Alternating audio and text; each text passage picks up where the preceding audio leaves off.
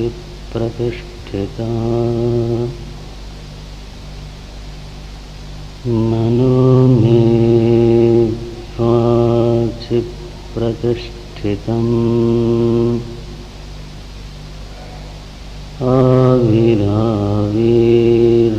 आविराविर्महेभिः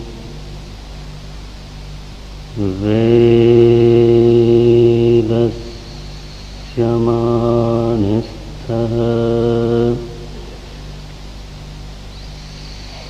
श्रुतं मे मा प्रहासीः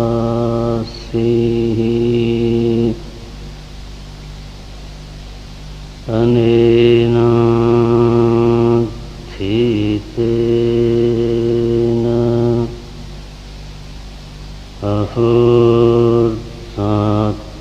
अहोरात्रान् सन्दधामि श्रुतं वदिष्यामि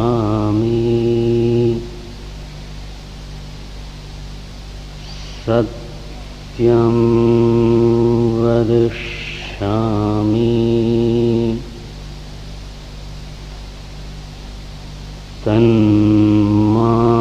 तन्माम्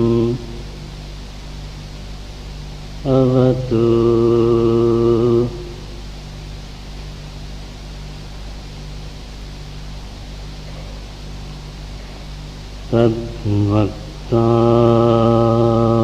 तद्वक्तारमवतु अवतु माम्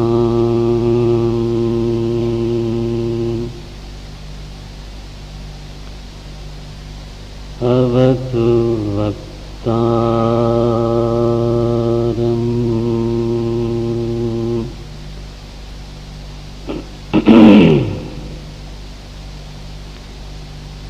अवतु वक्तारम्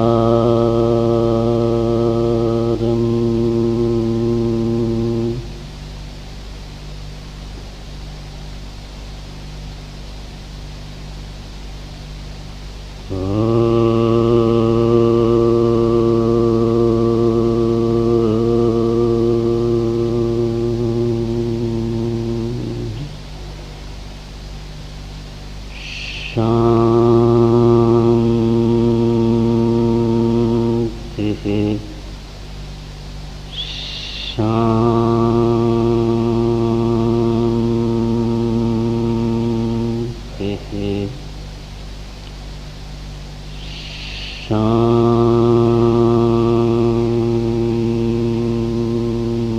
शान्तिः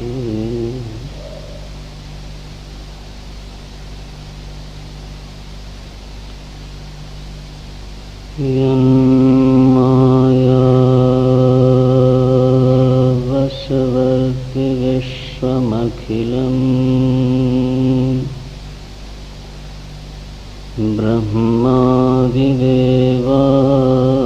ब्रह्मादिदेवासुराः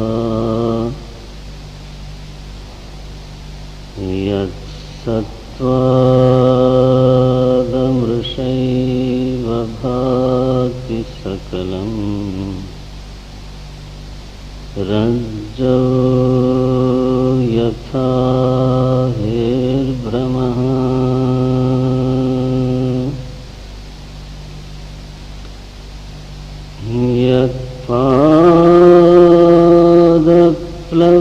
यत्पादप्लवमेकमेव हि भवाम्भोधे स्थितिर्षावताम्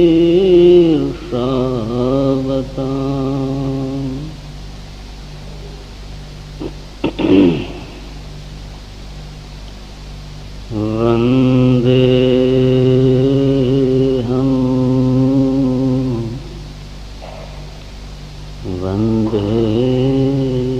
वन्देऽहं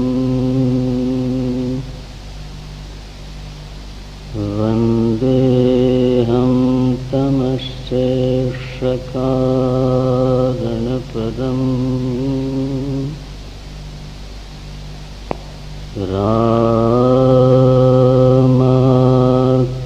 रामाख्यमीशम्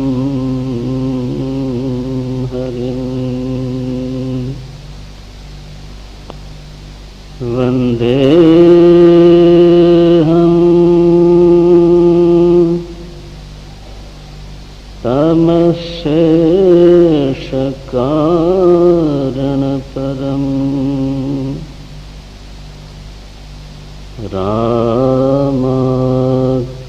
रामाख्यमीशं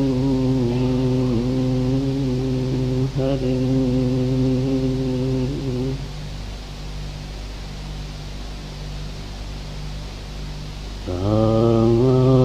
रामाख्यमीशं हरिं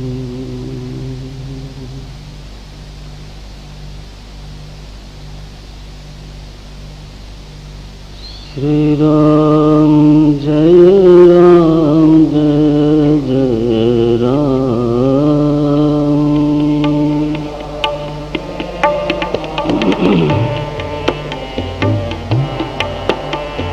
श्री राम जय राम जय जय राम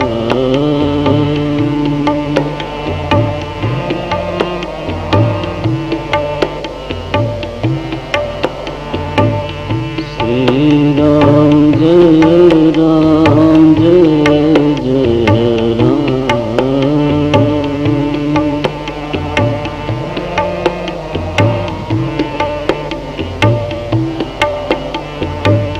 श्री राम जय राम जय जय राम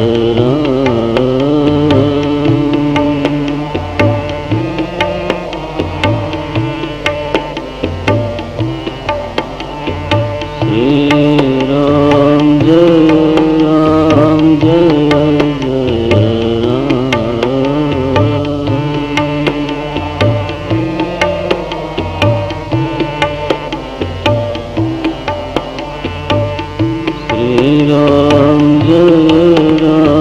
जय जय राम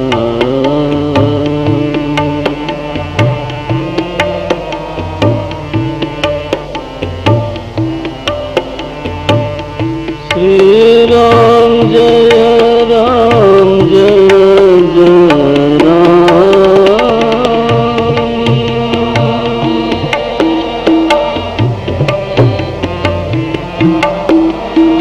श्री राम जय राम जय जय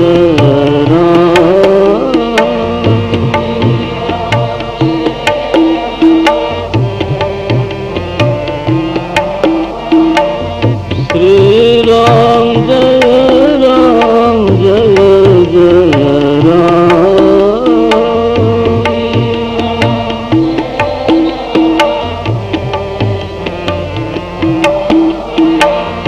श्री राम जय राम जय जय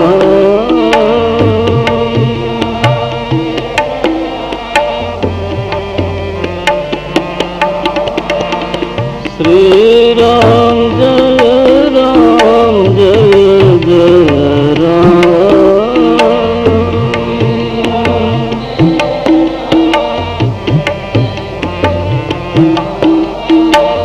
श्री राम जय राम जय जय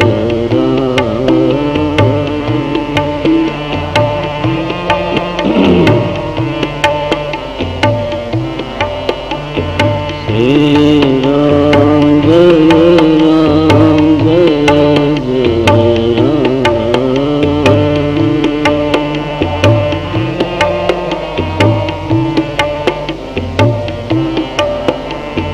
श्री राम जय राम जय जय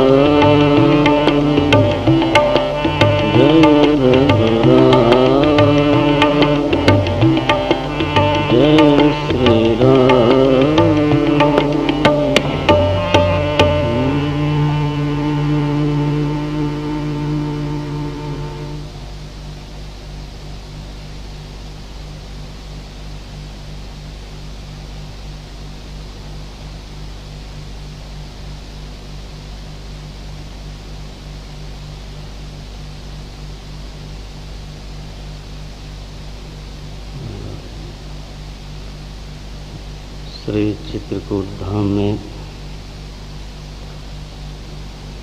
भगवान राम का और श्री भरत जी का दिव्य मिलन संपन्न हो रहा है। उस मिलन को जो लोग देख रहे हैं, लिखा है बिसरे सबहि अपान, तो लोगों को अपनी निजता का विस्मरण हो गया। मैं हूँ और मैं ऐसा हूँ, यह जो निजता हमको निरंतर भासती रहती है वो विस्मृत हो गई। रमण महर्षि ने कहा ये चरम स्थिति है। बोलते हैं अहम अपेतकम निज विभानकम महदिदम तपो रमण वागियम। सो परम प्रेम पूरन दो भाई, चित्त बाधित है, अंतःकरण चतुष्टय बाधित हो गया। और जो प्रेम का तात्विक रूप है, आत्मा का ही दूसरा नाम प्रेम है। एक अर्थ प्रेम का ये भी होता है। असल में प्रेम में आनंद की अभिव्यक्ति अवश्य होती है और प्रेम को प्राप्त करने में भी आनंद की प्राप्ति अवश्य होती है। तो प्रेम एक ऐसी मनोवृत्ति है, अगर वो मनोवृत्ति है तो भी प्रेम एक ऐसी मनोवृत्ति है जिसमें अनिवार्य रूप से आनंद समाविष्ट रहता है, आनंद की स्थिति बनी रहती है। इसको व्यतिरेक से देखा जाए तो प्रेम ऐसी वृत्ति हो नहीं सकती जिसमें से तो दुख प्रकट हो। माने दुख से स्निग्ध, दुख को लिए हुए जो मनोवृत्ति है उसको प्रेम कहना तो संभव दिखता नहीं। प्रेम का एक रूप है विरह।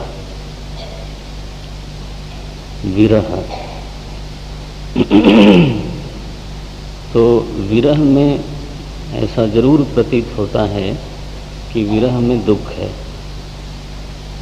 वेदना है, तड़प है, और इसलिए संभवतः प्रेम दुखद मनोवृत्ति का भी नाम होगा, ऐसा हमको लगता है। लेकिन वास्तव में साहित्यकारों ने ऐसी ही पहचान करी है कि विरह में भी रस होता है, विरह में भी एक विशेष प्रकार का गंभीर दिव्य रस होता है। विरह में रस नहीं हो सो बात नहीं है। इसीलिए श्रृंगार रस है और उस रस के दो रूप हैं, संयोग श्रृंगार और विप्रलंब श्रृंगार। तो रसानुभूति का जो तत्व है वो प्रेम में बना रहता है। तो अगर तो आनंद प्रेम का मूल तत्व है तो ये भी मानना पड़ेगा कि जो आनंद स्वरूप आत्मा है वही प्रेम का मूल तत्व है।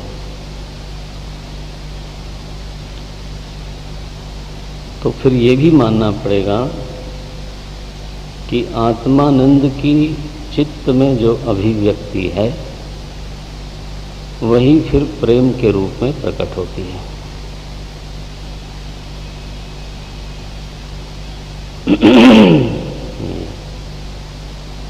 तो इसलिए यदि चित्त बाधित भी हो जाए तो आनंद स्वरूप आत्मा चूंकि रहता ही रहता है। इसलिए गोस्वामी जी ने जो ये बात कही कि परम प्रेम पूरन दो भाई, मन बुद्धि चित्त अहमिति विसराई, ऐसा देखने पर समीचीन लगता है। मन बुद्धि चित्त और अहम के बिना भी प्रेम की स्थिति रहती है, हो सकती है। बल्कि गोस्वामी जी यहाँ तक कहते हैं कि मन बुद्धि चित्त और अहम के बिना जो प्रेम की स्थिति है वो परिपूर्ण प्रेम की स्थिति है, वो अधूरे प्रेम की स्थिति नहीं है।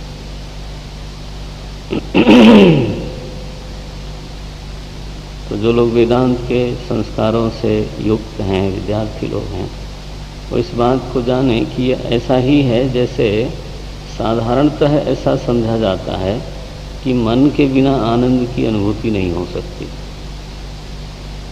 जैसे साधारणतः ये समझा जाता है कि आनंद एक मनोवृत्ति है,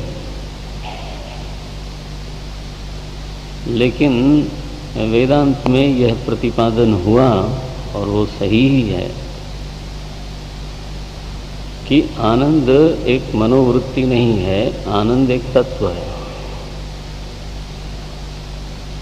मनोवृत्ति रहे या न रहे, आनंद तो रहेगा। हाँ, कोई मनोवृत्ति ऐसी हो सकती है जो आनंद को व्यक्त करती हो, लेकिन अगर तो मनोवृत्ति न भी होगी तो भी आनंद आत्मा तो है ही है। ऐसे ही साधारणतः लगता है कि प्रेम एक मनोभाव है, साधारणतः लगता है कि प्रेम एक मनोवृत्ति है, लेकिन रहस्य की बात यह है कि प्रेम तत्व भी है, केवल एक मनोभाव नहीं है। और इसका अर्थ ये भी निकलता है कि यदि मनोवृत्तियां बाधित हो जाएं तो भी तत्वरूप में जो प्रेम है वो रहेगा। कृपा करें बंद रखा करें आप। तो इसलिए ये बड़ा ही दिव्य निर्वचन गोस्वामी जी ने किया।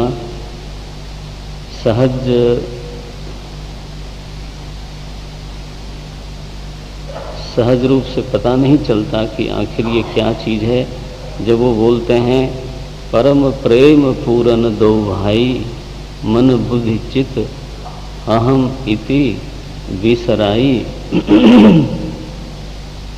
मननीय चौपाई। फिर से जब चित्त की स्थिति प्रकट हुई, चित्त का संचार हुआ, तो भी चित्त चंचल नहीं है, क्योंकि उसमें प्रेम का इतना प्रवाह हो गया है, प्रेम से वो इतना भर गया है कि गोस्वामी जी लिखते हैं निज गति छूछे। कोई कुछ कहता नहीं, को किछु कही न को किछु पूछा, प्रेम भरामन निज गति छूछा। निज गति मन की क्या है? चंचल। चंचलम ही मन कृष्ण। मन की जो स्वयं की गति है, मन का जो स्वभाव है वो चंचलता है, लेकिन उसी मन में जब प्रेम भर गया तो अब उसकी अपनी गति रही नहीं, तो वो चलता ही नहीं है, मानो निष्प्रचार चित्त है, प्रेमाकार होकर के स्थिर हो गया। समाधि बोलते हैं इसको। भले ही वो तत्व समाधि कोई न कहे तो न कहे, लेकिन वो प्रेम समाधि तो है। तो अब वहां से व्यवहार के लिए चित्त को निकालना पड़ेगा। इसके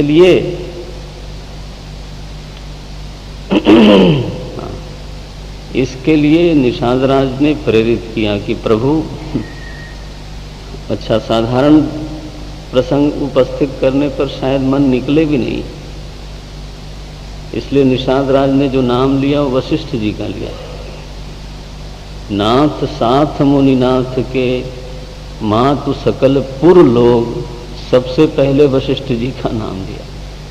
हे प्रभु, मुनीश्वर वशिष्ठ जी पधारे हैं, उनके साथ माताएं भी पधारी हैं, और फिर अंत में लिखा उनके साथ नगर के लोग भी आए हुए हैं, सेवक आए हुए हैं, आपके जो निजी सेवक हैं, जो महल में आपकी सेवा करते थे, आपको पानी का गिलास देते थे, आपके घर में जो सफाई कमरे में करते थे, सेवक सचिव लोग आए हुए हैं, सेनापति भी आए हुए हैं, और सारे के सारे लोग आपसे मिलना चाहते हैं, बड़े विकल हैं वियोग में, क्या आज्ञा है। भगवान को जैसे ही ये खबर दी, ये 242वां दोहा है, 242। जैसे ही ये खबर दी निषादराज ने, तो बस भगवान का चित्त व्यवहारोन्मुखी हो गया, एकदम चले सवेग राम ते ही काला।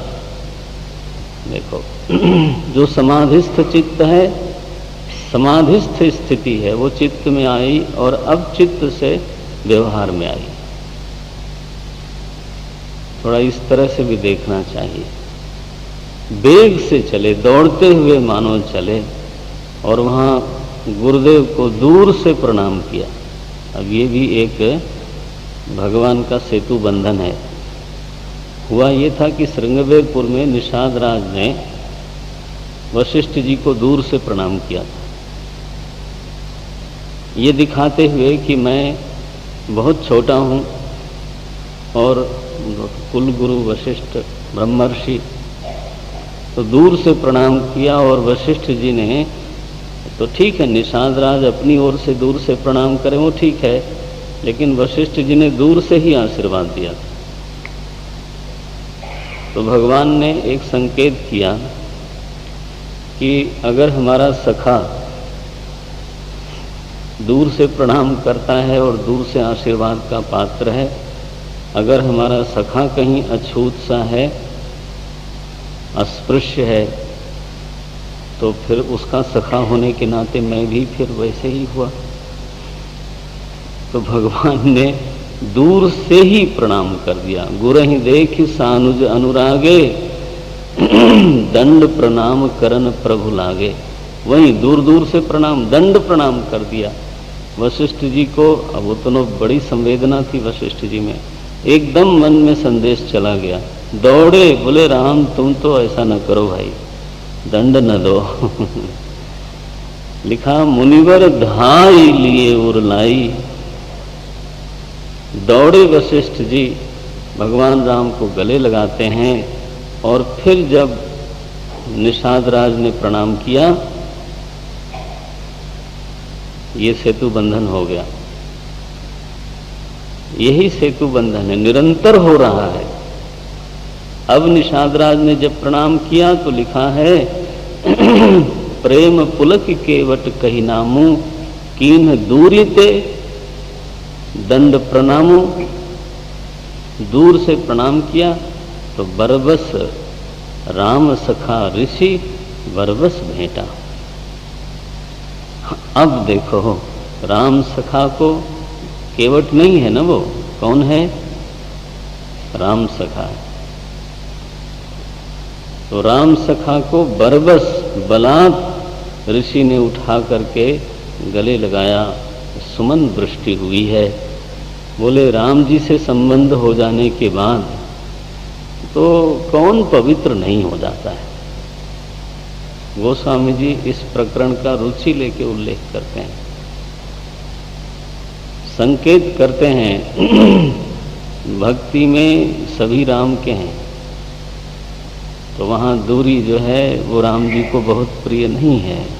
नारायण, इस तरह से सभी का आपस में मिलन होता है। भगवान को समाचार मिल गया देखते ही माताओं को कि हमारे पिताजी नहीं रहे।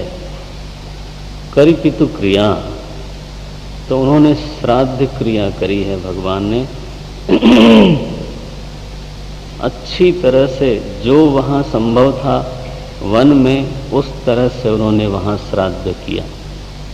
और इसके बाद भगवान जब श्राद्ध संपन्न हो गया, उस दिन उपवास किया लोगों ने, तो दूसरे दिन भगवान खड़े हुए हाथ जोड़ करके वशिष्ठ ऋषि के सामने बोले, महाराज सारे लोग आए हुए हैं अयोध्या से और यहाँ तो कोई व्यवस्था नहीं है, तो आप लोगों को सबको ही तकलीफ है, तो मेरी विनती ये है कि सब समेत पुरधारी पाओ। बोले आप सभी लोग वापस अयोध्या जाओ। क्यों? अरे हमारे पिता अमरावती चले गए और आप लोग यहाँ हो, तो अयोध्या में कैसा होता होगा। बोले आप लोग पधारो। तो राम जी का ये पहला श्राद्धादि के बाद पहला जो भेंट हुई, पहली जो मिलन हुई, उसमें भगवान ने साफ शब्दों में कह दिया कि आप लोग वापस जाते तो अच्छा था। ये इतने दुखी हैं लोग, अब व्यवस्था में पड़े हैं। वशिष्ठ जी ने कहा तुमको न देखने से ज्यादा दुखी थे लोग, अब कोई दुखी नहीं है। थोड़े दिन ये लोग रहेंगे, तुम्हारा दर्शन करेंगे, तुम इस तरह से मत बोलो। लोगों की शारीरिक सुख सुविधा का इतना ध्यान रखने की जरूरत नहीं है। ठीक है, गुरु आज्ञा हो गई।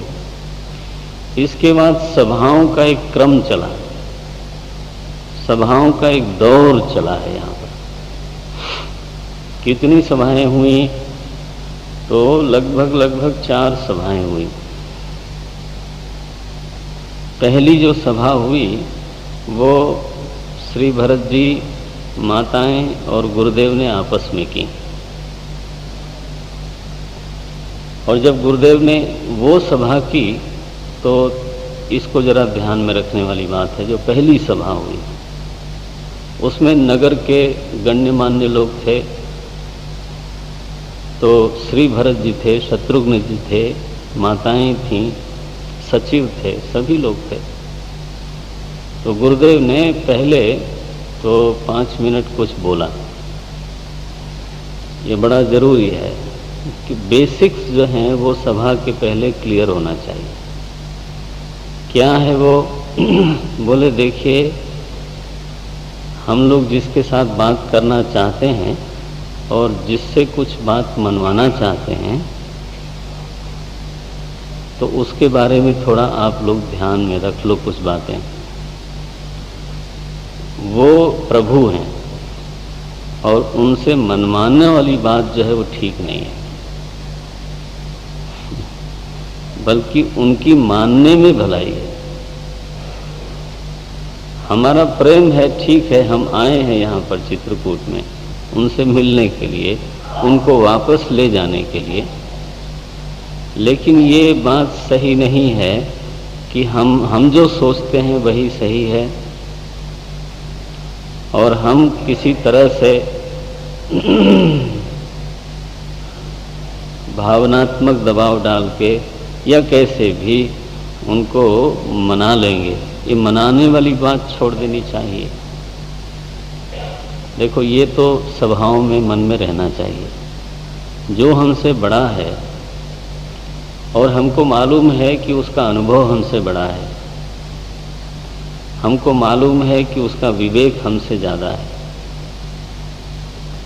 हमको ये भी मालूम है कि उसकी अंतर्दृष्टि भी हमसे ज़्यादा है, उसके जीवन मूल्य भी हमसे कहीं अधिक सुदृढ़ हैं। अगर हमको ये बात मालूम है और इस बात का हमको कहीं भीतर अनुभूति रहती है, तो हम अपनी बात कह सकते हैं। लेकिन फिर मन में स्वीकार करने की जो सामर्थ्य है ना, वो बनी रहती है। सदगुरु के सामने हम अपनी बात न कहें तो हो सकता है घुटन महसूस हो, ऐसा संभव है। व्यक्ति सफोकेटेड लगे, फ्रस्ट्रेटेड होवे, संभव है। घुटन महसूस हो सकती है, लेकिन तो इसलिए कहना चाहिए अदब के साथ, तरीके के साथ। कोई बात हमें जो कहनी है वो कहनी है, लेकिन आप सभी लोग जानते ही हो, करते भी हैं, लेकिन मन के पीछे ये वृत्ति जरूर होनी चाहिए कि जिनसे मैं अपनी बात कह रहा हूं वो हमसे अधिक विवेकी हैं, उनका हमसे अधिक अनुभव है, उनके वैल्यूज हमसे कहीं अधिक दृढ़ हैं। तो जब वो अंत में फैसला देते हैं, कोई निर्णय देते हैं, तो उस पर फिर बहस है ना, नेवर एंडिंग बहस जिसको बोलते हैं, वो नहीं होनी चाहिए। अगर स्वीकृति सामर्थ्य नहीं हो और इसके बाद फिर जब हम चर्चा करते हैं तो हमारी इच्छा तो यही होती है कि हमारी वाली बात मानी जाए, और अगर मानो नहीं मानी जाए तो अब फ्रस्ट्रेशन तो नहीं होगा, लेकिन क्षोभ होगा। सफोकेशन नहीं होगा, लेकिन फ्रस्ट्रेशन होगा। यस, क्षोभ होगा, हो सकता है मन में निराशा हो, और संभव है कि गुरु पर भी क्रोध आ जाए कि देखो हमारी बात मानते नहीं, अपनी वाली ही करते रहते हैं। संभव है कि मन में विरोध वृत्ति आवे, संभव है कि द्रोह की भावना जागे, और यहां से फिर रास्ता बदल जाता है। तो जो भी सभा का मुखिया है, अगर हमारे बीच में ऐसा कोई है, और ऐसा जरूर होना चाहिए, नहीं तो फिर सभा क्या रही, ऐसा कोई हर सभा में होना चाहिए जिसका विवेक हमारे से बेहतर हो, उसकी अंतर्दृष्टि बेहतर हो, उसके जीवन मूल्य हमसे बेहतर हो, जिसकी कि मानने में सभी लोगों को कोई तकलीफ न होवे। बोले मान लो ऐसा कोई नहीं है, तो ऐसा कोई नहीं है तो केवल बहस होने की पूरी संभावना है।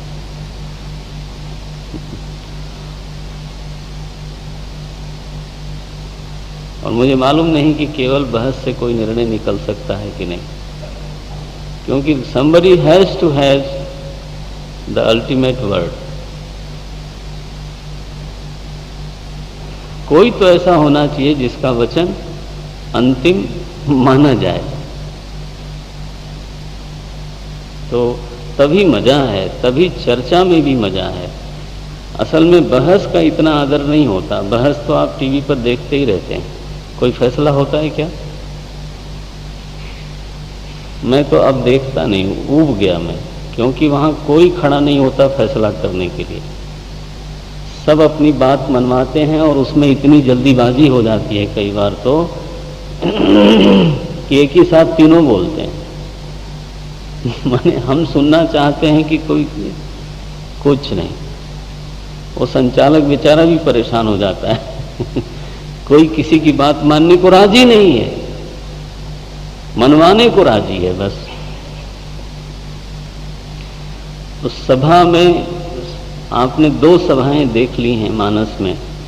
जब अयोध्या में वशिष्ठ जी ने सभा बुलाई थी, तब किस तरह से सभा का संचालन किया था, और आपने देखा कि वहां सत्य का कितना आदर है कि जब श्री भरत जी ने एक बेहतर सत्य को सामने रखा तो पूरी सभा ने सर्वसम्मति से उसको स्वीकार कर लिया। इसको डिक्टेटरशिप नहीं बोलते हैं। श्री वशिष्ठ जी ने अपना प्रस्ताव वापस ले लिया। अब सोचिए, जो त्रिकालदर्शी हैं, कुल गुरु हैं, उन्होंने अपना प्रस्ताव वापस लिया, भरत जी का प्रस्ताव पारित हुआ। अब यहां फिर से एक सभा होगी और इस सभा में श्री राम जी के सामने जाने वाली बात है। तो वशिष्ठ जी कहते हैं, 253 दोहे के बाद की पंक्तियां हैं। थोड़ा रामायण में इन चीजों की तरफ आपका ध्यान में ज्यादा खींचना पसंद करता हूं। तो देखें, बोले मुनिवर सय समाना,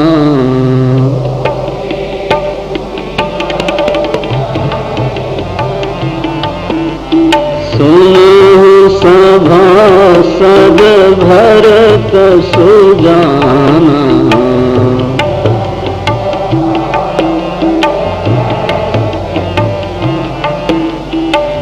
धर्म धुरीन भानु कुल भानु,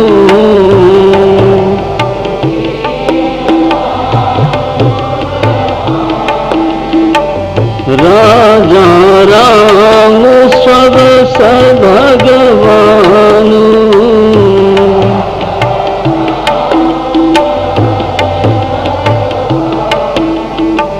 सत्य संग पालक श्रुति सेतु,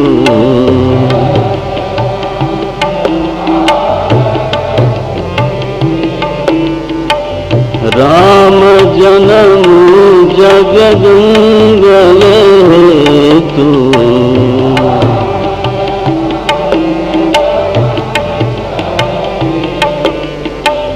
गुर पितु मातु बचन अनुसारी,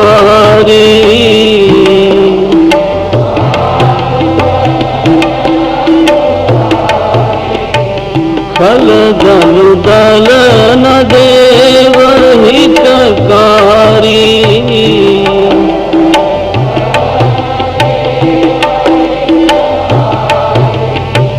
नीति प्रीति परमारथ स्वार्थ,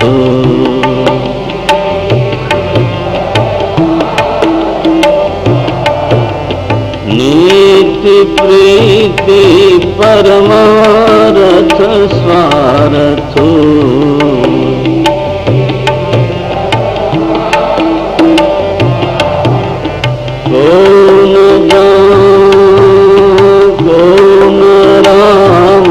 समझानु यथार्थ,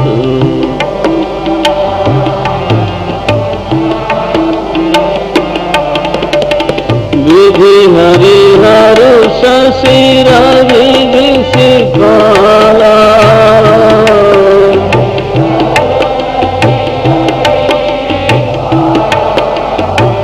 माया जीव करम कुलिकाला,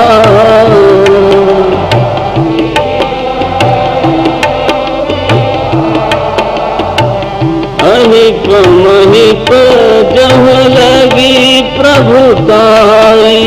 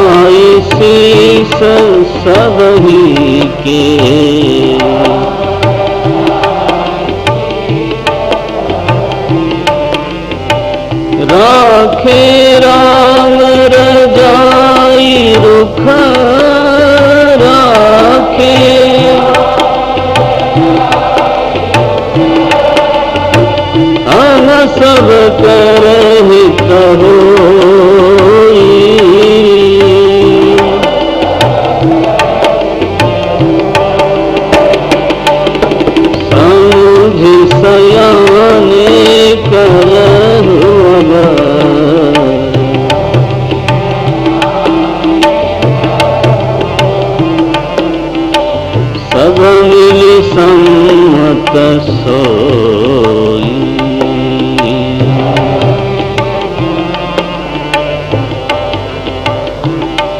सियावर रामचंद्र की जय, पवन सुत हनुमान की जय।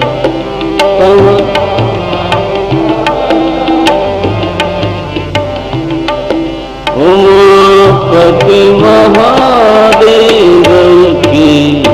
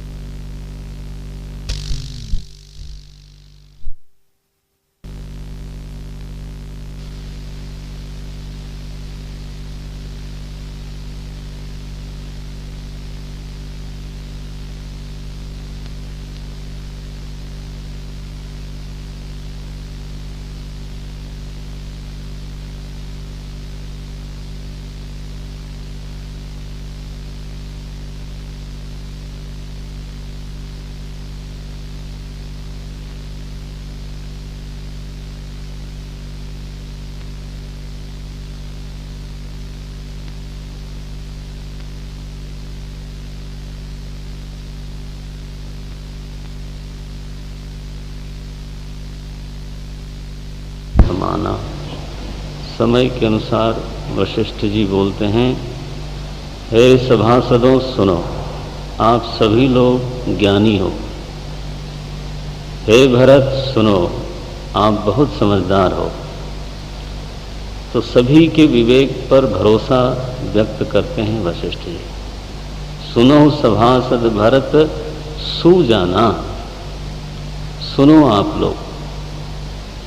जिस श्री राम को हम लोग मनाने आए हैं वो हैं कौन?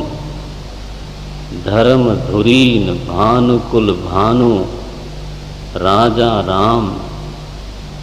देखो वनवास में है भगवान। वशिष्ठ जी कहते हैं दुनिया का राजा एक ही है, राघवेंद्र सरकार, है ना, वही है, उन्हीं की सरकार चलती है। राजा राम। और कैसे हैं वो? स्वबस भगवानु, वो भगवान है। नारद जी ने कहा था परम स्वतंत्र। वशिष्ठ जी बोलते हैं स्वबस। भगवान किसी के वश में नहीं है, वो ठीक है, लेकिन वश में है। किसके? बोले अपने वश में। ऐसा नहीं है कि उच्छृंखल है, स्ववश भगवानो, उनका अपने ऊपर वश है। सत्य संध पालक श्रुति सेतु, जो सत्य सनातन धर्म है, वैदिक धर्म है, वो जीव को ब्रह्म तक ले जाने का सेतु है, भव से पार उतारने का सेतु है। इसलिए धर्म को सेतु कहा गया। और वह जो सेतु बना हुआ है वो कोई तोड़े भगवान को अच्छा नहीं लगता। तो उस सेतु की रक्षा में स्वयं परमात्मा है। पालक श्रुति सेतु, राम जन्म जग मंगल हेतु। भगवान राम का जन्म जगत का मंगल करने के लिए हुआ है। वो तो गुरु पितु मातु बचन अनुसारी, खल दल दलन। तो गुरु पितु माता के अनुसार चलने वाले हैं, खलों का दलन करते हैं, देवों का हित करते हैं। ये पंक्ति अंडरलाइन करना आप लोग अगर चाहें तो। ये कभी भूलना नहीं सभासदों कि नीति राम से बेहतर कोई नहीं जानता, प्रीति उनसे बेहतर कोई नहीं जानता, परमार्थ उनसे बेहतर कोई नहीं जानता, और क्या बोलूं, स्वार्थ उनसे बेहतर कोई नहीं जानता। इसलिए अपनी जानकारी उनके ऊपर थोपने की चेष्टा भी मत करना, क्योंकि ये तो अज्ञान की ज्ञान के ऊपर विजय हो जाएगी। जो ज़्यादा जानता है उसको पीछे हटना पड़े, और जो अज्ञानी कम जानता है उसकी बात ऊपर उठाई जाए, ये ठीक नहीं होगा। नीति प्रीति परमार्थ स्वार्थ कौन राम सन जान, जथारथ श्री राम प्रभु से बेहतर यथार्थ इन चारों चीज़ों को तो कोई जानता नहीं। और एक बात और जानो कि ऐसा कोई नहीं है जो उनकी आज्ञा में न हो। ग्रंथ साहब में आया, हुक्म अंदर सब कोई, बाहर हुक्म न कोई। मानस में से 3-4 बार आया, एक बार नहीं, लेकिन विवरण के साथ आया। तो विवरण यहां देख लेना, क्या बोलते हैं, राम रजाई शीस सबही के। श्री राम जी की जो आज्ञा है वो सभी के सिर पर है। कौन कौन लोग हैं वो जो उनके आज्ञा में हैं? कहां शुरू करते हैं? विधि, हरि, हरु। देखो यहां से शुरुआत करें। त्रिदेव, ब्रह्मा विष्णु महेश, शशि रवि दिशिपाला, माया, जीव। पंक्तियां पढ़ते हैं आनंद आता है। माया, जीव, कर्म। बोले कर्म के वश में सब हैं। बोले शांति रखो, कर्म उनके वश में है, काल उनके वश में है। कर्म कुली, सारे के सारे कर्म और सबके कर्म उनके वश में है। काल उनके वश में है। अहिप महिप, जहां लगी प्रभुताई, जहां तक प्रभुता का विस्तार है कि ये बड़े आदमी हैं, ये बड़े पोजीशन में हैं, ये बड़े पावरफुल हैं। बोले शांति रखो। अहिप महिप, जहां लगी प्रभुताई, जोग सिद्धि निगम आगम गाई, करि विचार देखहु, करि विचार जिय देखहु नीके। ठीक से हृदय में विचार करके देखो। नीके माने अच्छी तरह से देखो, तो क्या पता चलेगा? ये लाइन है, अंडरलाइन करना। राम रजाई शीस सबही के, उनका हुक्म चलता है सबके ऊपर। इसको भूल करके सभा में नहीं जाना, नहीं तो पता चला कि हम अपनी मनवा के छोड़ेंगे आज। किससे? जिसकी पूरी दुनिया मानती है। नहीं तो पता चला कि कहीं ऐसी भावना बन गई कि जो हम समझते हैं वो ज्यादा ठीक है और जो श्री राम समझते हैं वो गलत है।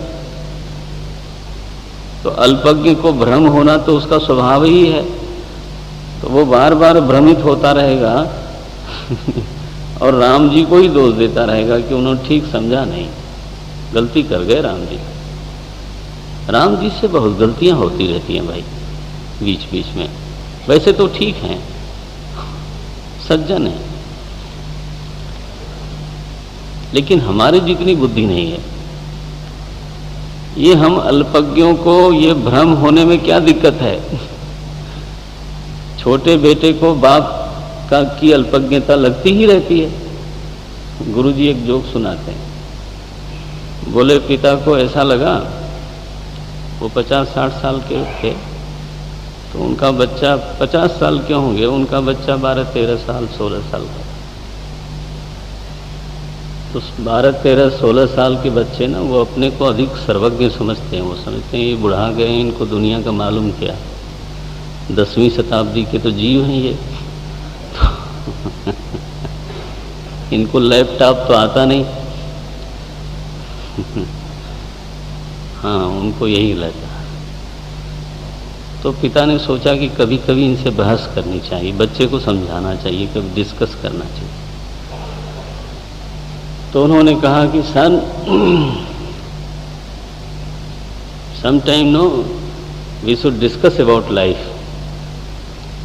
तो बच्चा तो खड़ा था, सोफे पे बैठ गया। उसने कहा, yes, what is your questions? बोले ठीक है, डिस्कस होना चाहिए। आपको क्या क्या प्रश्न है पूछ लो मुझसे। ये बच्चों को भ्रम होता है। उसको लगता है कि मैंने जो नई नई विद्याएं सीखी हैं वो इनको किधर आती हैं। ये भ्रम लेकर के सभा में न जाया जाए, इसके लिए वशिष्ठ जी पहले सावधान करते हैं। शांत रहो, राखे राम रजाई रुख। इसलिए बॉटम लाइन ये है, इसलिए मूल पंक्ति, मूल समझ ये रख के चलना है कि उनकी आज्ञा रखने में, उनका रुख रखने में ही हमारी आपकी सबकी भलाई है। राखे राम रजाई रुख, हम सब कर हित होई, समुझ सयाने। देखिए, बार बार सयाने हो आप लोग। मैंने जो कहा उसको आप सब लोग सयाने हो, समझ लो, और फिर जो सर्वसम्मति बात हो वो होने दो। तो वशिष्ठ जी ने सभा में आरंभ होने के पहले एक बॉटम लाइन बताई। एक मौलिक जो धारणा है वो बात पक्की हो जानी चाहिए। इसके बाद शुरू हुई सभा। नारायण, पहली सभा इन लोगों की हुई जिसमें राम जी और श्री लक्ष्मण जी, माता जी उपस्थित नहीं हैं। यहाँ थोड़ी थोड़ी कोई बात तय हुई। वशिष्ठ जी ने कुछ कुछ प्रस्ताव किया, भरत जी को सब स्वीकार है। उन्होंने ऐसा कहा कि चलो भरत जी आप वन में चले जाओ, राम जी वापस आ जाते हैं। भरत जी ने कहा, अगर ऐसा करना हो तो मैं तो जन्म भर ही वासु, मैं तो जन्म भर जंगल में रहने को राजी हूं। कानन करो जन्म भरी बासो, हमें तो क्या दिक्कत है, 14 वर्ष क्यों बोलते हो। तो इस तरह का प्रस्ताव थोड़ा बन गया। फिर ये सब लोग उठ करके भगवान के पास गए। अब ये दूसरी सभा शुरू होती है। सहित समाज राम पहीं आए। राम जी ने देखा कि आज तो समाज जुड़ रहा है, गड़बड़ होने वाली है, जिसका मुझे डर था अब आज उपस्थित हो गया। गुरुदेव का वंदन किया है और फिर एक लंबी सभा चली आपस में। बड़े सुंदर संवाद हैं, लेकिन वो आपको खुद पढ़ना पड़ेगा। इस सभा में श्री भरत जी ने अपना प्रस्ताव रख दिया। काफी लंबी चर्चा के बाद अपना प्रस्ताव रखा। राम जी ने पूछा, भरत तुम चाहते क्या हो? बोले, मुझे तो ऐसा समझ में आता है, करी विचार, बहुत हमने सोचा विचार किया, अपने मन को टटोला, तो करी विचार मन दीन ही ठीका। 266 दोहे के ऊपर की पंक्ति है। करी विचार मन दीन ही ठीका। विचार करके अब मैं मन को यहाँ ले आ करके मैंने खड़ा पाया है। क्या? राम रजायस आपन नीका। महाराज की जो आज्ञा है उसी में हमारी अपनी भलाई है, ऐसा मैं मानता हूं।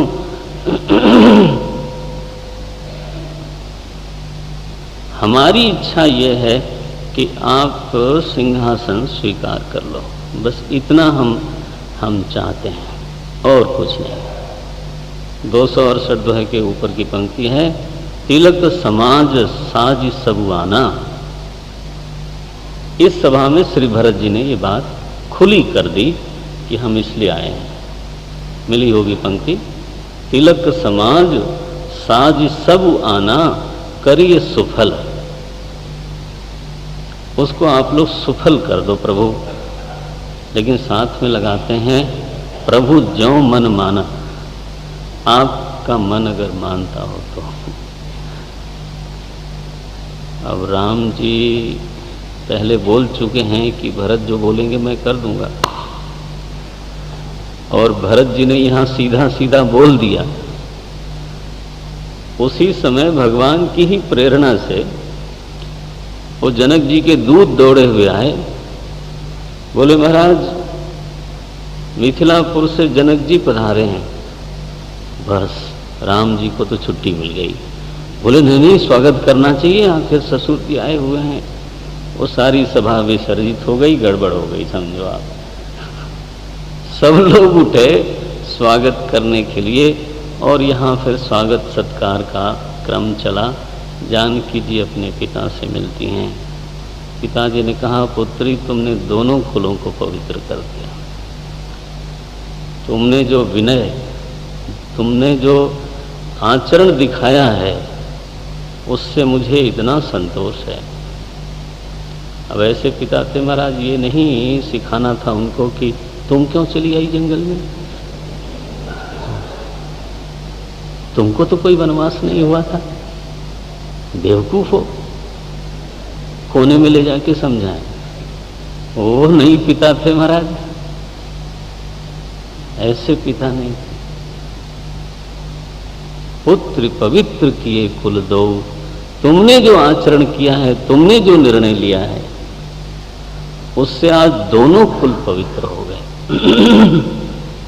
मैं तुम्हारा अभिनंदन करता हूं। इस प्रकार से सबसे भेंट हुई, एक दूसरे से मिले लोग। महाराज जनक से कौशल्या जी मिलती हैं और उनको कहती हैं कि अब आप आ गए हो, बड़े हो हम सभी में, भरत जी का ख्याल करके कोई निर्णय कर लेना। भरत जी की दशा हमसे देखी नहीं जाती। इतनी ही बात कौशल्या जी ने कही। फिर दूसरी सभा होती है,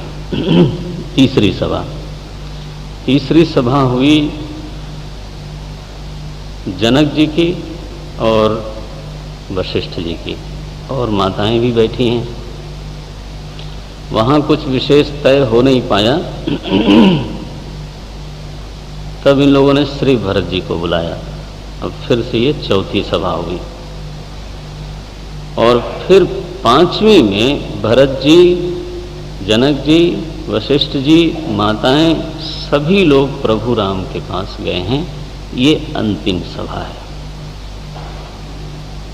ये पांचवी सभा अंतिम सभा हुई।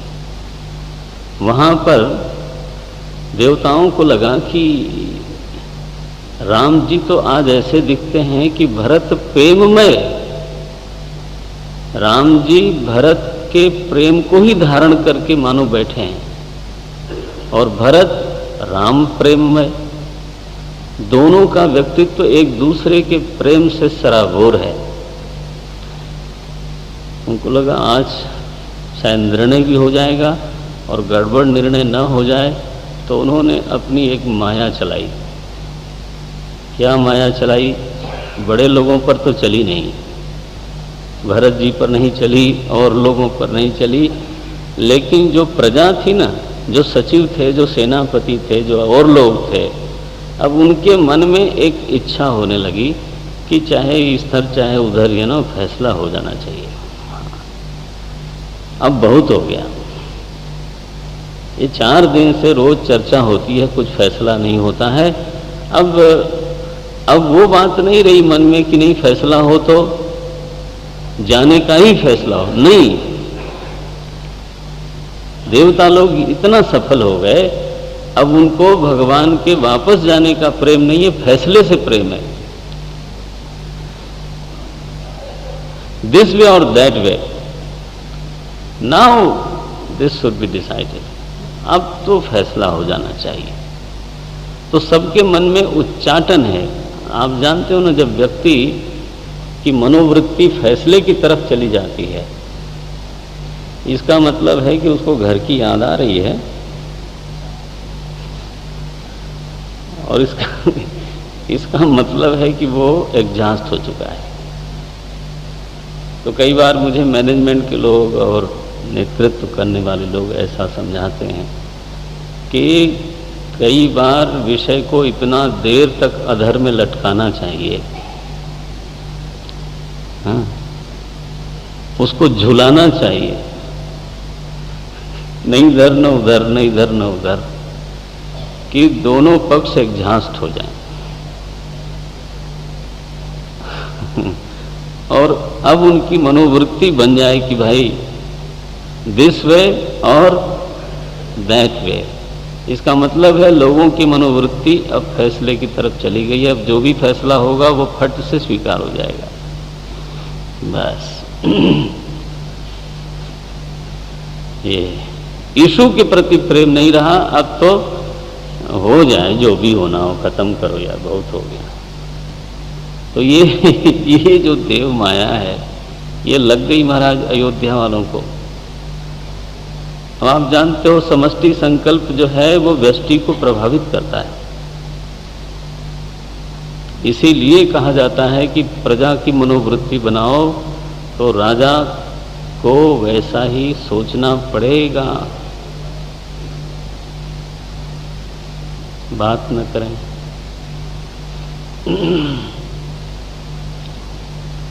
ये है, प्रजा का मत बनना चाहिए, लोक मत का निर्माण हो जाए तो इसके बाद राजा को मत बनाने के लिए बाध्य होना पड़ेगा। तो प्रजा का मत तो बन गया। सभा बैठी है यहाँ पर। श्री भरत जी महाराज बोलते हैं, प्रभु मैंने आज तक ये पाया है कि राम रजाई मेट मन माही, देखा सुना कतौ को नाहि। हुक्मे बाहर न कोई।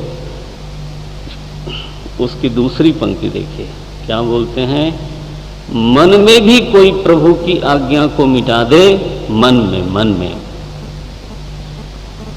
में भी कोई प्रभु की आज्ञा को मिटा दे, ऐसा मैंने आज तक देखा नहीं है और आज तक सुना नहीं है। होता वही है जो मालिक साहब ने सोचा है, जो वो करना चाहते हैं। तो मैंने बड़ी ढिठाई करी है आपके सामने। हमने अपने को बार बार प्रस्ताव लेके प्रस्तुत किया। मैं तो अब आज्ञा चाहता हूं, क्योंकि सेवा आज्ञा समन सुसाहिब सेवा, आज्ञा जैसी कोई सेवा नहीं होती।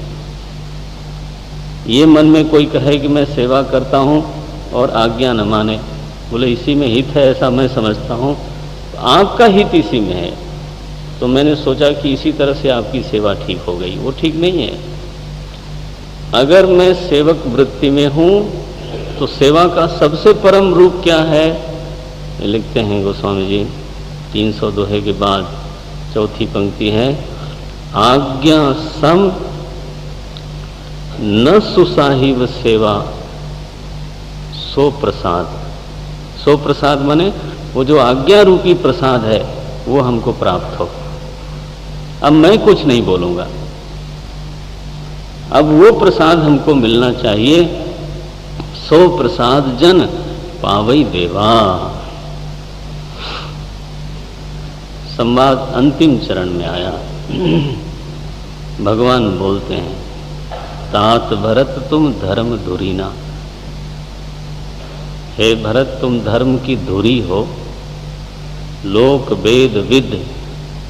तुम लोक मत को भी जानते हो, वेद मत को भी जानते हो, प्रेम प्रवीणा, प्रेम में प्रवीण हो। मैं भरत तुमको क्या बताऊं, क्या बताऊं, तुम्हें विदित सब ही कर कर्मू। भीतर तुमको मालूम है कि किसका क्या कर्तव्य है, मेरा क्या कर्तव्य है और तुमको क्या करना चाहिए, आपको मालूम है। इसलिए मुझसे पूछते हो, इसकी जरूरत है नहीं। वास्तव भगवान ने इशारा कर दिया, तुम्हें मालूम है कि तुमको वहां जाके राज करना और तुमको ही भीतर भीतर मालूम है कि मुझे वन में आगे जाना चाहिए। तुम्हें विदित सब ही कर कर्मू, आपन मोर परम हित धर्मू। तुमको सब मालूम है और इसीलिए मैं पूरा भरोसा करता हूं तुम पर। मुझ सब भांति भरोसा तुम्हारा। भगवान से भरत जी की आशा क्या थी?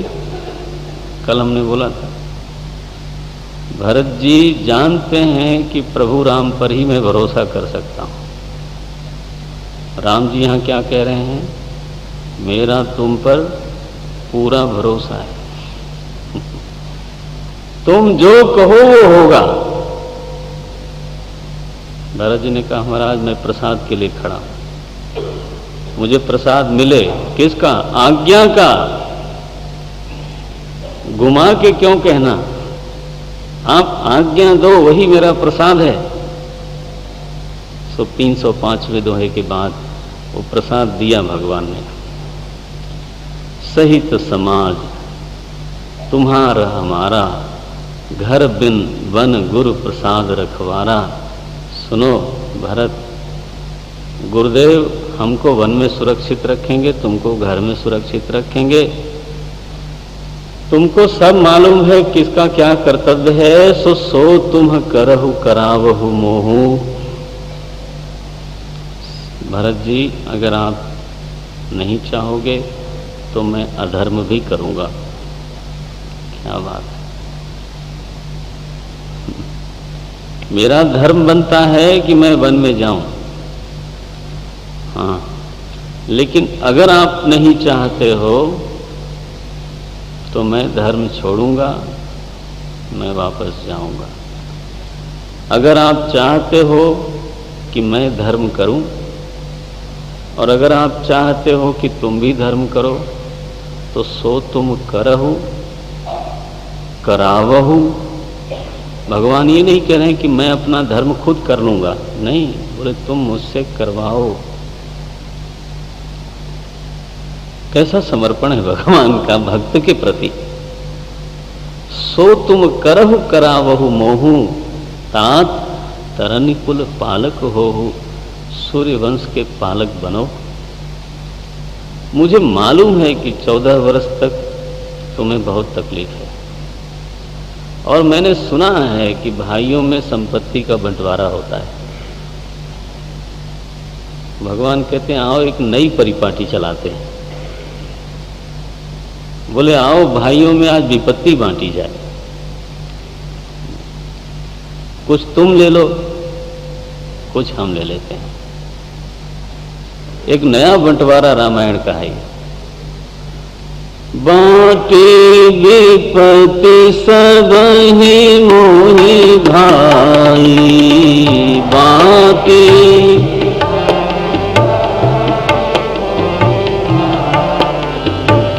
बाटे विपत्ति सब ही मोहि भाई।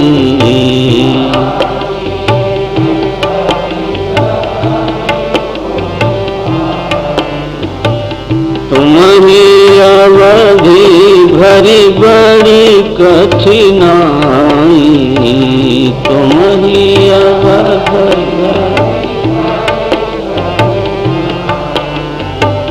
जानी तुम्हें मृदु कहूँ कठोरा।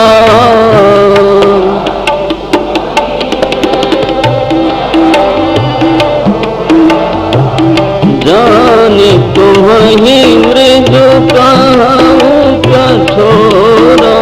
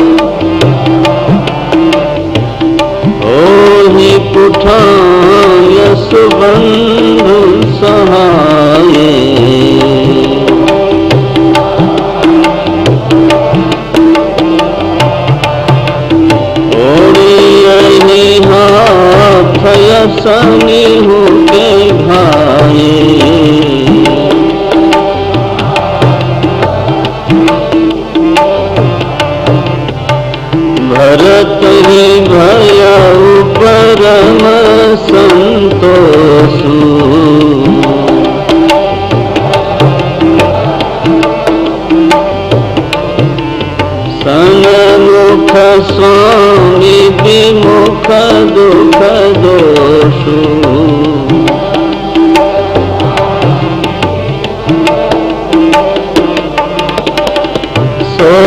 सोवलंब देव मोहि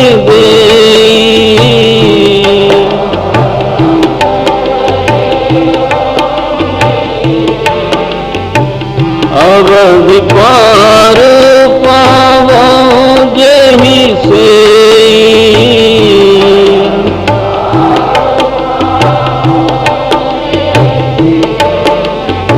अवधि पार पावो जेहि से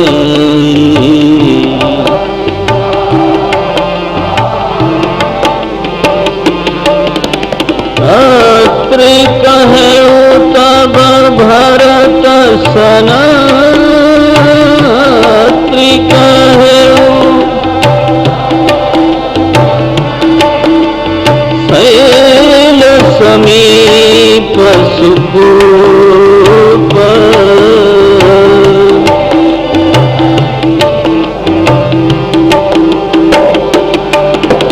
राखिय तीरथ तोय तहाँ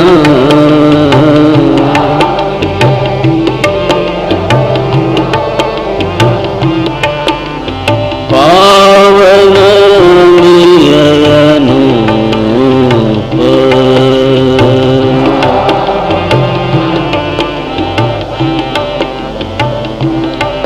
सियावर रामचंद्र की जय पवन सुत हनुमान की जय बोलो भाई सब संतन की जय उमापति महादेव की जय।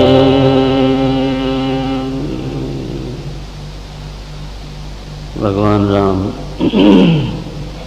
एक बिल्कुल बंटवारे की नई बात कहते हैं। बोले श्री भरत बाँटी विपत्ति सबहि मोहि भाई। आओ विपत्ति को बांटते हैं, चारों भाइयों में बांटते हैं। और मुझे मालूम है कि तुम्हारे हिस्से में ज़्यादा गया है। तुम्हें ही अवधि भरी बड़ी कठिनाई, मुझे आराम है जंगल में, तुम्हें कठिनाई। तुम्हें अवधि भरी बड़ी कठिनाई। तुमको मैं जानता हूँ, तुम्हारा हृदय बहुत कोमल है, इसलिए ये भी लगता है कि मैं बहुत कठोर बोल रहा हूँ। लेकिन एक बात कही, क्या उपमा दी है। बोले भाई जो है हाथ होता है, हाथ। और हाथ की ऐसी स्थिति है कि अगर तलवार से घायल हो हाथ, तो भी अगर पैर फिसल जाए तो आगे कौन आएगा? हाथ। तो हाथ अगर तलवार से घायल हो और फिर कोई लाठी चलावे तो वही घायल हाथ ऊपर उठता है उसको रोकने के लिए, सिर को बचाने के लिए। तो मैं क्या करूं? तुम हमारे हाथ हो, भगवान बोलते हैं। हो ही कुठाए सुबंधु सुहाए सहाय ओढ़िए ही हाथ। ऐसी पंक्ति महाराज जी की। असिनी हूं के घाये, तलवार से हाथ घायल हो तो भी आखिर वही आगे आता है सिर को बचाने के लिए। तुम मेरे भाई हो, तुम्हें ये चोट बर्दाश्त करनी पड़ेगी, तुम्हें ये सहन करना पड़ेगा। तुमको जंगल से वापस जाना पड़ेगा अयोध्या में। मुझे लगता है कि तुम जानते हो इस बात को। सभा सकल सुनि रघुवर बानी, प्रेम पयोधि अमीय जनुसानी। सारी सभा सन्न रह गई है। श्री भरत जी को भीतर बड़ा संतोष हुआ, आज्ञा मिल गई कि प्रभु ने मुझे ऐसा संबोधन दिया, मेरे ऊपर इतना भरोसा किया, इतना भरोसा कहा कि धर्म अगर मैं करूंगा तो तुम्हारे कारण करूंगा, नहीं तो मेरा धर्म छूट जाएगा। तुम नहीं चाहोगे तो मैं धर्म छोड़ दूंगा। ये बोलते हैं। सो भरत ही भयउ परम संतोषु, उनको लगा कि भगवान मेरे साथ ही चल पड़े। बोले प्रभु मुझे कोई आलंबन दीजिए जिससे मैं 14 वर्ष तक आपकी सेवा वहाँ रह करके कर सकूं, और मुझे ये भी बताइए कि जो मैं सारे तीर्थों का जल लेके आया हूँ आपका तिलक करने के लिए, उन तीर्थ के जलों का क्या करूं। अत्रि मुनि कहा यहीं चित्रकूट में पास में ही एक कूप है, आजकल उसको भरत कूप बोलते हैं। तो बोले उसी में वो सारे तीर्थों का जल भरत जी आप स्वयं जाके डालो, तो आज से उसका नाम होगा भरत कूप अब कहीं ही लोगा। सारे लोग उसको भरत कूप कहेंगे और वो तीर्थ माना जाएगा बहुत बड़ा। श्री भरत जी वो जाते हैं, तीर्थों का जल कूप में डालते हैं, वापस आए भगवान के पास, आज्ञा मांगी है, अब गोसाई मोहि देहु रजाई, सेवं अवध अवधि भरी जाई। हे गोसाई अब हमें आज्ञा दो, अब मैं अयोध्या में आपकी जाकर के सेवा करूंगा। कितना अवध भरी, 14 वर्ष तक मैं वहाँ सेवा करूंगा, आज्ञा दीजिए। सभी ने अब आज्ञा मांगनी शुरू करी है। चलते समय भगवान ने श्री भरत को अपनी पादुका दी है। प्रभु करी कृपा पांवरी दीनी, 215 दोहे के बाद चौथी पंक्ति है, पर प्रभु करी कृपा पांवरी दीनी। भरत जी ने तो अवलंब मांगा था, लेकिन अब भगवान ने कृपा करके अपनी पादुका दे दी उनको। प्रभु करी कृपा पांवरी दीनी, सादर भरत शीश धरि लीनी। आदर से श्री भरत जी ने वो पादुका को अपने सिर पे उठाया। और आपको निवेदन कहूँ, श्री भरत जी तो प्रतीक पूजा के एक बड़े प्रबल आचार्य हैं। मूर्ति पूजा इसी को बोलते हैं, प्रतीक जो हमारे प्रभु का प्रतीक है, प्रभु को याद करावे, प्रभु की स्मृति हमारे चित्त में ले जाए, तो वो प्रतीक है। बाद में उसको मूर्ति पूजा के नाम से जाना गया, मूल शब्द तो प्रतीक था। मूर्ति शब्द का अर्थ प्रायः मानवाकार मूर्ति से लोग लेते हैं, लेकिन अब शालिग्राम में तो मानव आकार नहीं है, शिवलिंग में मानव आकार नहीं है।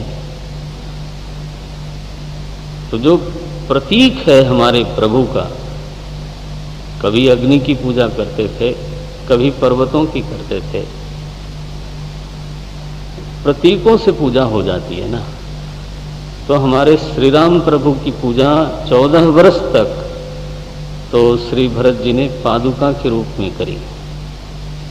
वापस जब गए तो सिंहासन पर पादुका को पधराया, विधिवत, मन जैसे राज तिलक होता है वैसे मुहूर्त निकाल करके वेद मंत्रों के साथ तो उस पादुका को सिंहासन पर विराजमान करवाया, और रोज श्री भरत जी वहां बैठ के पूजा करते थे। लिखा है नित पूजत प्रभु पांवरी, प्रीत न हृदय समास्त। रोज भगवान की पूजा करते हैं। 223वां दोहा है, सुन सिख पाई असीस बड़ी गनक बोली दिनु साधि, सिंहासन प्रभु पादुका बैठारे निरुपाधि। प्रभु की पादुका को दिन शोध करके, गणक को बुला करके, है ना, मुहूर्त के साथ उसको पधराया। वशिष्ठ जी के पास गए, बोले गुरुदेव आयस होई तरह सनेमा, आप आज्ञा दो तो हम 14 वर्ष तक कुछ नियम लेके रहना चाहते हैं। वशिष्ठ जी ने कहा अब तुमको मैं क्या नियम बताऊं, समुझब कहब, ये पंक्ति है, 223वें दोहे के ऊपर की पंक्ति है, अमृत है ये। समझब कहब करब तुम जोई, धर्म सार सुत होई ही सोई। तुम जो समझो वही धर्म है, तुम जो कहोगे वो धर्म है, जो तुम करोगे वही धर्म है। अब मैं तुमको धर्म समझाने की कोई आवश्यकता नहीं समझता, तुम जो जैसे रहना चाहो रहो। श्री भरत जी महाराज नंदी गांव में जाकर के निवास करते हैं पूरी तपस्या के साथ, और यहाँ प्रभु राम जब ये लोग लौट आए तो लिखा है, प्रभु सिय लखन बैठी बट छाही, प्रिय परिजन वियोग बिलखाही। वहाँ भगवान वेदी पर याद करते हैं कि सब लोग चले गए। सानुज सिय समेत प्रभु राजत परन कुटीर। भगवान चित्रकूट में विराजते हैं कैसे? बोले भगति, 321वां दोहा है ये, भगति ज्ञान, हम आगे पीछे दोनों चलते हैं। हाँ, तो आप लोग इसको बोलते हैं स्पिन बॉलिंग। हाँ, कथा की धारा कैसे चलेगी वो तो हम बताएंगे ऐसे। तो हाँ, कई बार मन होता है कि दोहा ना बताया जाए, खोजें लोग।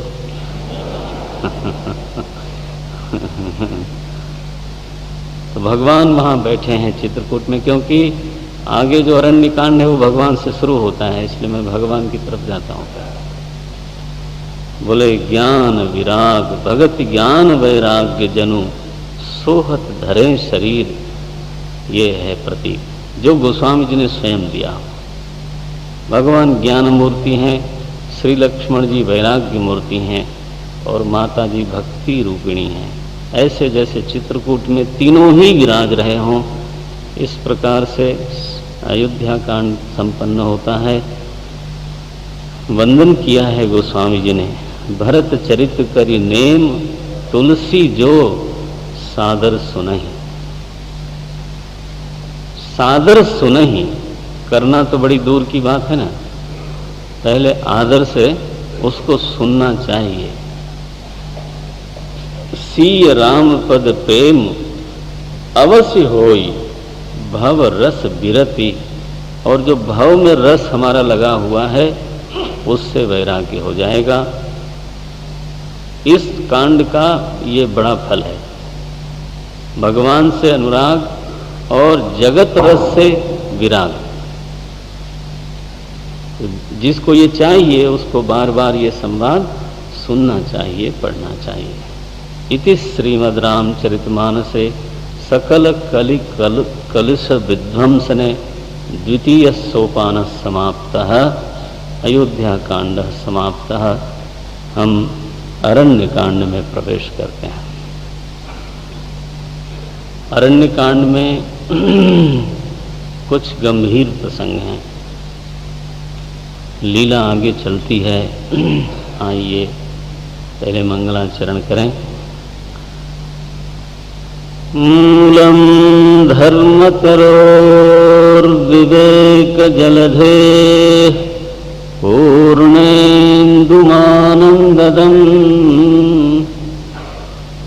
वैराग्याम्बुजभास्करं ह्यगगनध्वान्तापहं तापहम्।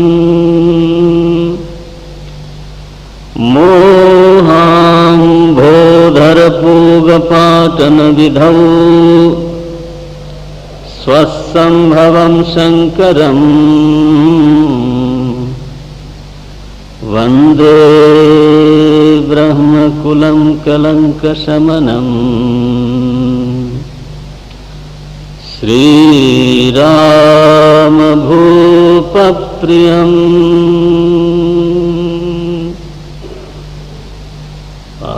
गोस्वामी जी जब संस्कृत लिखते हैं ना, वो भी बड़ा मधुर होता है, बड़ा ही मीठा।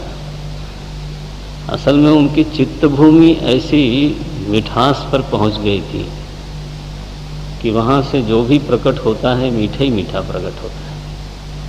उन्होंने जो कृष्ण स्तुति गाई है ना, वो भी बहुत प्यारी है। तो यहाँ देखिए शिव जी का वंदन है। आपने देखा अयोध्या कांड में भी पहला मंगलाचरण शिव जी को अर्पित है, और अरण्य कांड में भी पहला श्लोक शिव जी को समर्पित है। मूलम धर्म तरोर विवेक जलधे पूर्णेन्दुमानंददम वैराग्याम्बुजभास्करं ह्यगगनध्वान्तापहं तापहम् मोहाम्भोधरपूगपाटनविधौ स्वसंभवं शङ्करम् वन्दे ब्रह्मकुलं कलङ्कशमनं श्री